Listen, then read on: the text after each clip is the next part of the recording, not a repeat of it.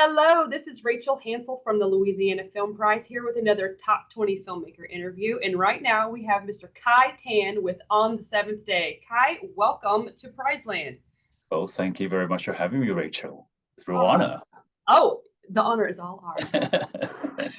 Well, Kai, why don't you tell us a little bit about yourself, where you're from, and your journey as a filmmaker?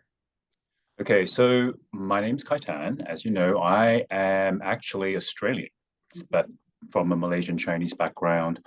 I've been in the US now for nearly, just over a decade, and living in New Orleans, Louisiana, and also Mississippi for close to nearly 5 years, I think six coming up. All So right. almost an American, almost.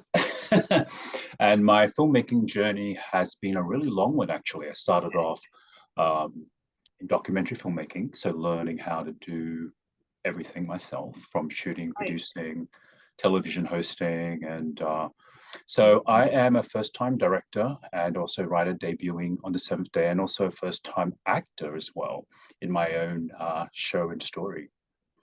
Okay. Yes, First time director and first time actor as well. So yes. why did you like tell me how this story came about? Why did you decide to do this?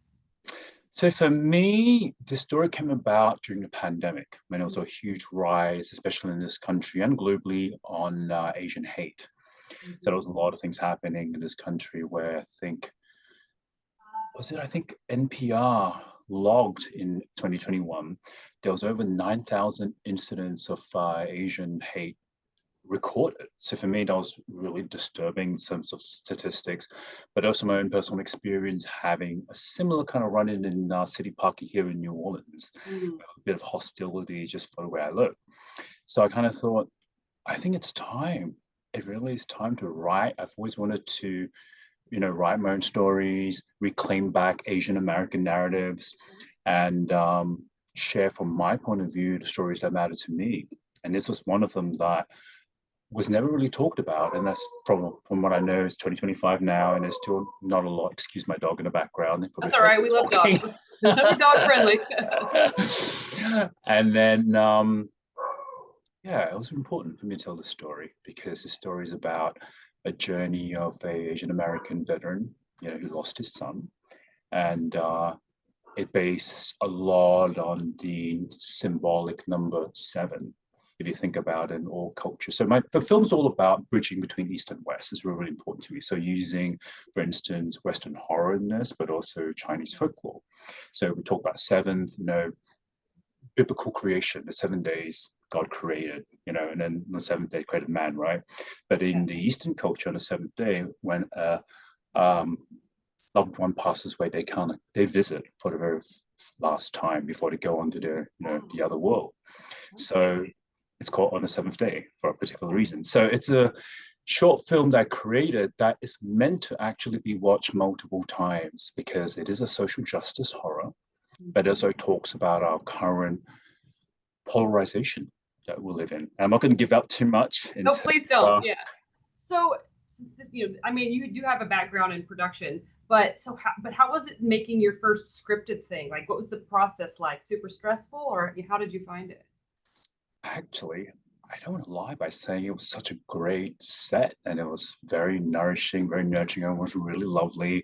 Everything fell into place with a lot of preparation. I'm one of those, I would say, director Ding, ding, producers that, ding. yeah, a lot of preparation. I mean, I'm debuting as an actor, but so is my co-star, his Hmm. first time in film and TV, and he's 17 from NOCA here in Okay. New Orleans. And I spend, like, for instance, 5 days just coaching him. So I'm Meisner trained in acting. I've been doing that for many years and just training him first and then getting another scene coach on board to train me for 2 days so that I'm comfortable with the script, Right. comfortable with the arc, and be on set where I know that I'm ready to go. And just also allowing improvisation as well to tell the story because you can rehearse so much, but at the end of the day, you really want to let your character kind of take over, or you can say let the muse take over and just on that time get the takes that you need, but also allow that freedom to see where your character will take you as well. And when you're prepared, you have the space to do that. Yes. So for anyone who's been thinking about doing something like this, do it. Get a Awesome. good supporting team, crew, and just do it. Awesome. Well, I'm excited for you to come and experience your first film prize up here in Shreveport. And any last words, any last things you'd like anyone to know before October? Yes, Yes. What's yes. up? So, as I was mentioning earlier, that it is a film that is actually created to be watched multiple times Yeah. because of a lot of Easter eggs in the Mhm. film, a lot of motifs, a lot of symbolism in there that Okay. people can kind of pick up if they're just willing to look at it. So, a spoiler alert is watch what the character writes. Okay. Character rights. All right. It Okay. can be easily kind of like glossed over, but it talks a lot about the deeper healing that needs to happen here in America. You know, Okay. it's written on there in terms of, you know, the little clues there. So yeah, pay a lot of attention to the All film right. or just be entertained by it. Either way. You heard it here first, everyone. All right, Kai, I just want to remind everyone that the festival is October the 15th to the 19th, and Film Prize will be the 17th and 18th. So get in there and see Kai's Easter eggs. And Kai, we will see you in October. But before we are done, let's do a Viva la Film Prize. If you're not familiar, you got to throw your hands up and we Viva la Film Prize. There. All right, are you ready?